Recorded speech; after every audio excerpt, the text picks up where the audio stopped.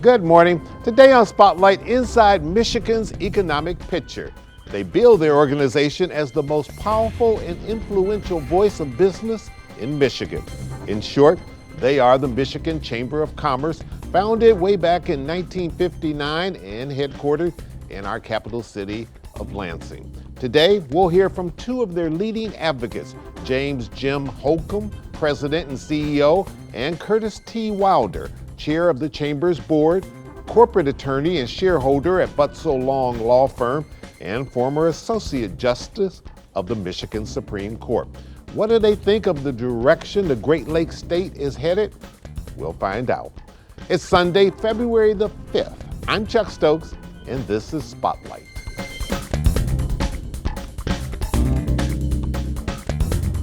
The governor just came off of her State of the State, getting ready to present her budget. She described Michigan's position as very strong right now. You agree? I do agree. There's a lot of optimism in the business community for Michigan moving forward. I thought the governor delivered a nice speech, and we're anxious to hear her budget address and what the priorities are going to be. One of the most important things state government could do is spend taxpayer dollars wisely. Curtis Wilder, a former Associate Justice of the Michigan Supreme Court, been in the legal field all of your career. Now you're working with the Chamber. You chair a number of organizations.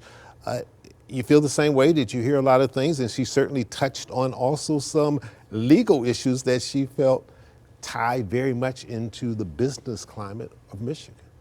I'm also very optimistic. The governor talked about expanding civil rights protections in Elliott Larson, and it's a position that the Chamber has been supportive of for many years.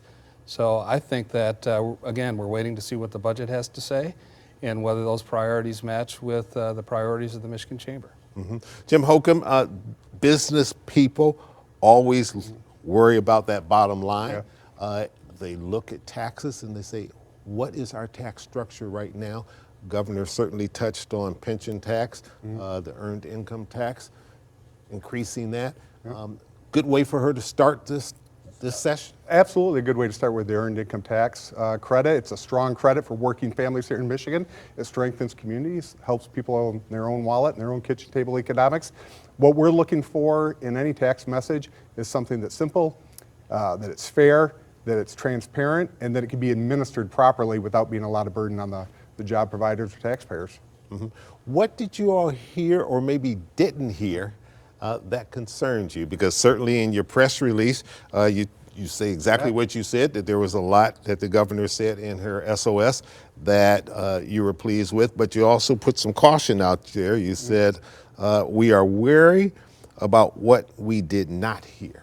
Exactly. We're wary about repealing right to work. We're wary about any wild swings in policy. What the business community is looking for is stability, predictability. How can they plan to make sure they can grow their business, have good paying jobs for their employees? But we're really concerned that sometimes politics takes over and supplants good policy, and we want to make sure everybody's focused on good policy. Where can Republicans and Democrats work together to move Michigan forward? Curtis Wilder, one of the things she talked about was talking about reproductive freedoms. Certainly a linchpin in the most recent election that we had. A lot of people say that may be why she got reelected. She hitched herself to that wagon along with other things, and she rode it. It was a big issue that came out of Washington. Some are now second guessing whether or not the Supreme Court should have ruled the way they did because of the political consequences. But she took it one step further. She pitted us against them, saying, if we're going to be different, everyone's going to be welcome here in Michigan. That's going to be an issue that she hopefully will make businesses say, we go to Michigan instead of those two neighboring states. Well, the Michigan Chamber's position is that having a solid economic policy really trumps anything else. Social issues, some people agree, some people don't agree. That may or may not attract people. When it comes to the end of the day, people will look at the overall economic climate and decide whether Michigan is the right place to be. And we think that we've been moving in the right direction. If we can continue to have predictability and stability with our economic policies, that will attract businesses to Michigan and keep them here. Jim Holcomb, touch on one little political thing before we go to a break, and then we come back, and I want to talk about something that you talked about in your press releases, and that's bipartisanship and trying to work together. Moving the Michigan primary up. Yeah. Good idea, bad idea, and what's that going to mean for business? We think it's a good idea. Anytime you can put Michigan at the forefront of people's minds on the national stage, we think that's great. If we can move the primary up, give Michigan voters a louder voice in the process, have those candidates come to Michigan, have them come with their advertising budgets, have those people coming in and talking to Michiganders and us getting to have that immediate feedback, we think it's positive moving forward. All right. We're going to take a little break. We'll be right back right after this.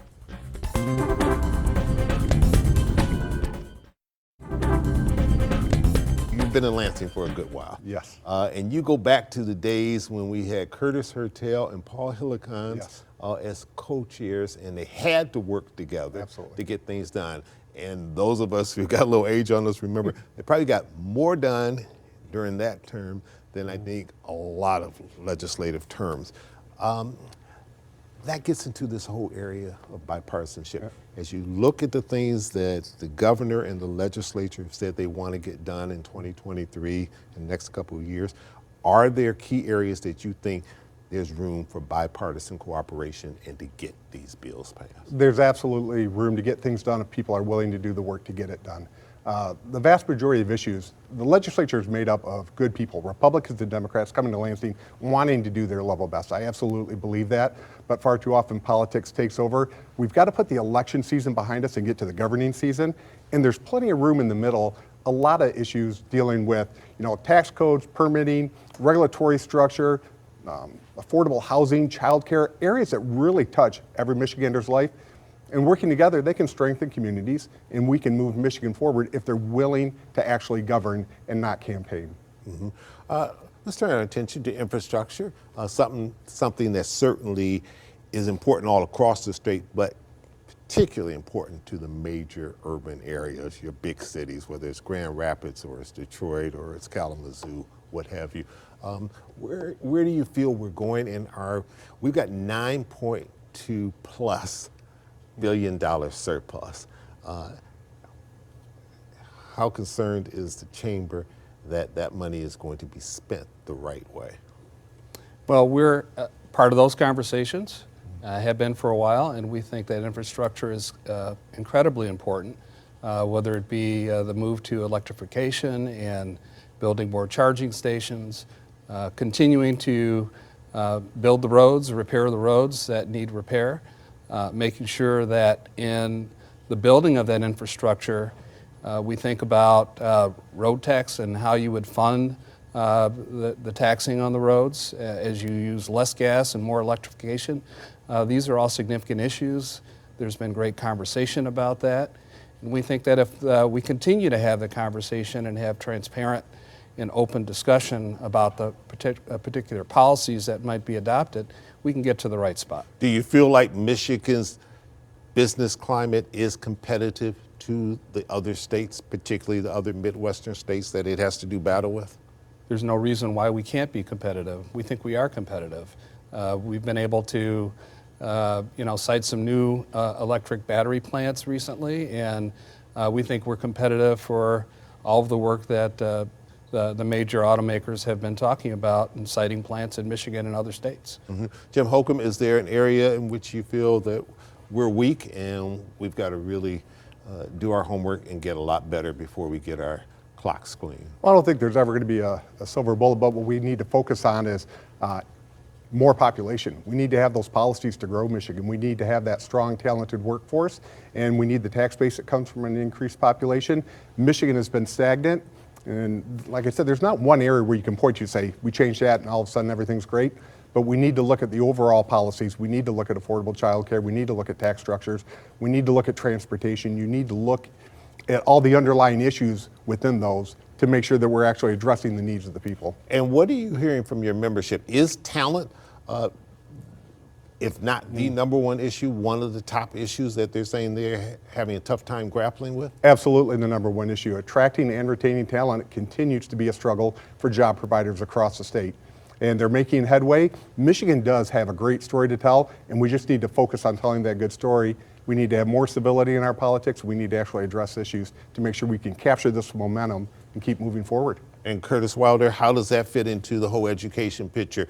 More money was put into public education last year under the Whitmer administration, along with the legislature. That's a bipartisan issue that they came to agreement on in terms of per pupil funding. But when I talk to the educators, while they're thankful, they say we aren't anywhere close to where we need to go, even though we're moving in the right direction. And for us to be a top 10 state, we have to do better. Let's put more resources in education, and that includes the higher education. We have great universities. We can do better. We can do better in our public schools. We can do better in our charter schools, really making sure that when students come out of either high school or college, they're ready for the workforce and they want to be here in Michigan. New report recently came out from the Citizens Research Council. They said the cost of higher education in this state is going up. It's going up fast, and that's something that we're going to be very careful about. We've always been known as having some of the best higher education institutions in the country. People here flock to them. People from around the nation flock to them. But average person can't afford college education anymore. Absolutely, and that's a huge problem, and we need to look at why that's happening. What are the increases, and how are we going to make sure that people can afford them? Because it is the talent that we have in Michigan we want to retain here. We're training great people in our higher education system, and we want to make sure that we're a welcoming environment for them, but we got to make sure that we're continuing to get as much through the admissions process as possible, and that students aren't coming out of college so deeply in debt that harms them going forward. Pick back up on something that you addressed, but I want to get Justice Wilder to talk a little bit about. You're a negotiation expert. You've been trained in it. You've received awards in it. Now, let's take that over into the political realm. And as your position now as chair of the business community with the Michigan Chamber, what is it that if you could just sit down and take the legislature, the executive branch, all of them, and say, this is what we have to do in order to work together better? Well, the first thing is just putting the cards on the table, being honest about where you want to end up. I think a lot of times when you share what your end goal is, you find a lot of commonality that you weren't aware existed. So building relationships. But the end goal in politics is always winning. My party winning over your party. I understand, but as Jim said earlier, the time for governing is now. We've had the political season, now it's time to govern. And to govern, you have to have conversations and realize sometimes change is incremental. You don't always get everything that you want today. But if you can keep the ball moving in the right direction, everybody can be a winner. And that ends up making sure that our citizens win. Do you feel like we're maybe starting to turn the corner in terms of public attitude of so much partisan bickering? Everybody's tired of partisan bickering. People want our elected officials to get things done. And I think because we are so closely divided in both the House and the Senate here in Michigan, there's an opportunity to do that. Not everybody's going to get everything they want all the time. And that bodes well for a potential compromise where the compromise makes sense and where both sides can come away with something that they really, truly want. All right, we need to slip in another pause for the cause. We'll hurry right back right after this.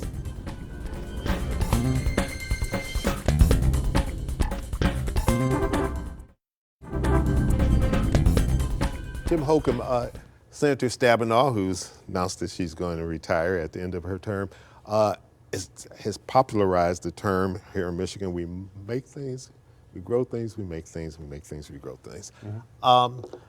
That speaks especially to our big agricultural community, of which you also have members. Yep. What is it Michigan needs to do to make sure that we protect that industry that has been very good for this state and has become a signature brand? Well, I think what we need to do is understand there's not just one thing. We need to worry about water resources. We need to worry about protecting their access to markets. We need to make sure that they have the talent they need in their operations to go forward. It's going to be a tax structure. It's about making sure that we just continue to understand their importance to Michigan. Michigan is one of the great exporters in the country and in the world of our agricultural products. We're known for many of our products that we produce, and we need to make sure that we keep a focus on it and make sure that we support them through government programs, but also just through the general acceptance that they are important There are a lot of great industries in Michigan, and they need to be recognized as one of them. Are we taking advantage of the fresh water that we have all around this state and protecting the environment so that it also is something that benefits us on a business side? And I realize that covers a wide range of things, everything from a Line 5 that's going up through our streets. And if you talk to a Mayor Dowd up in Mackinac, you know, she's scared to death of that pipeline. But by the same token, if you talk to other people, they're more concerned about other things dealing with the environment. Yeah, I don't think you'll find anyone in Michigan who isn't committed to protecting our natural resources. And what we also have to protect against is people in western states coming in with a big giant straw into our Great Lakes to try to take the water out of here. Whether that's for agriculture, for manufacturing, we need to make sure that the water resources in the Great Lakes Basin stays here. Is there things about the chamber that you would like to see change from maybe what the image has been in the past or the direction? I want to see the Michigan Chamber be seen as a problem-solving organization, one that is there to help get things done, to work with anybody for the good of Michigan. We have nearly 5,000 members, small and large businesses throughout the state, and those represent workers and families. And so when our businesses do well, our workers and families will do well. And that's really the message of the Michigan Chamber, that we're here to make Michigan strong, make our families and our businesses strong. Jim Holcomb, you took over and took the baton from Rich Studley, who had been there for decades. You know, you say Michigan Chamber of Commerce, you immediately would think of Rich Studley and his leadership there. The baton has now been passed on to you, even though you had been in the chamber for a little while, and it was a smooth transition. I think you started there in 2008. What do you want your leadership to entail? Will you be different, if at all different, than Rich Studley? I don't think it's about being different from Rich. Rich had a great legacy, and Mr. Barrett, Jim Barrett before him, and it's always, we're going to be there to be the voice of our members. That's what we want to be as a champion for free enterprise. We want to be known as that pragmatic problem solver, and my focus is a lot on civility. I care about the legislative process, I care about governing, and I want to make sure that Michigan's working for everyone. It's fine to disagree, but it's how do you disagree? It's fine to have a difference of opinion, but you can't shut everybody out who disagrees. We need to all be a good example. We need to hold our legislative and public leaders all accountable. But as the business community, we also have to be held accountable to participate properly and just make sure we're making Michigan a great place for everyone. Curtis, I imagine you're also hearing from people about tourism and Michigan selling itself to the rest of the world. You're also chair of Interlochen up there, so you're involved with the DSO. So these things that make people deal with what they call quality of life. What is it that we need to do different than what we're perhaps doing now, or more of what we're doing now? I think we need to do more of highlighting the great resources that we have here in Michigan. You mentioned Interlochen, it's a great place, it's known internationally. Maybe focus more on that here in Michigan.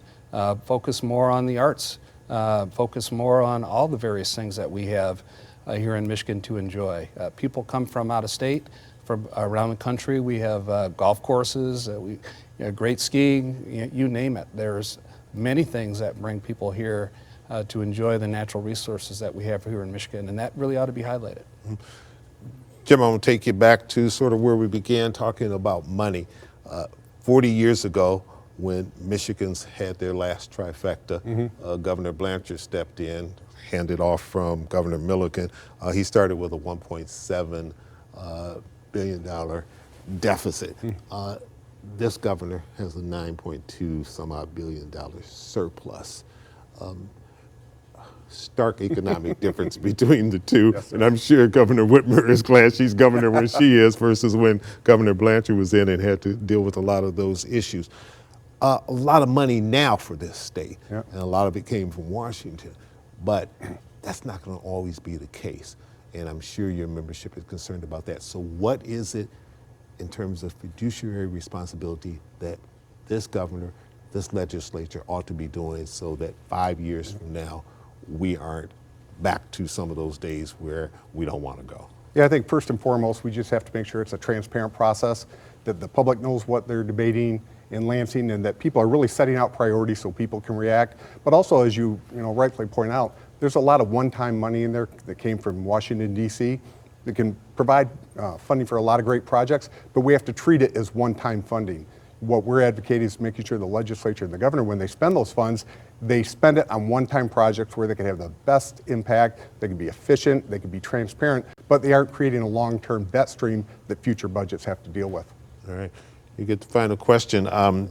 You've been in a lot of illustrious positions. You've broken a lot of ceilings in terms of historic firsts. What's next for Curtis Wilder? Any run for a political office down the line? No more political offices for Curtis Wilder. You can say that unequivocally. I can say that unequivocally. We won't have to re-rack this tape a few years from now and say, but you said. I would love for that to happen, for somebody to say, but you said.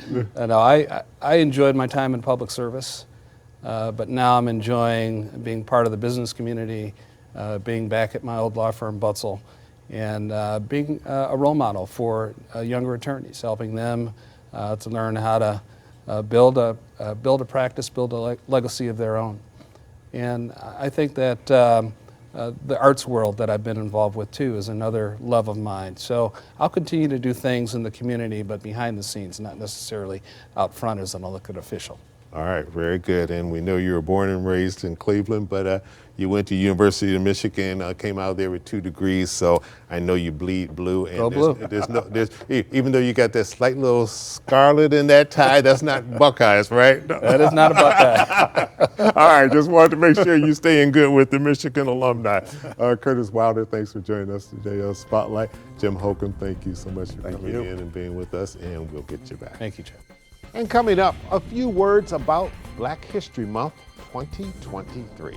We'll be right back.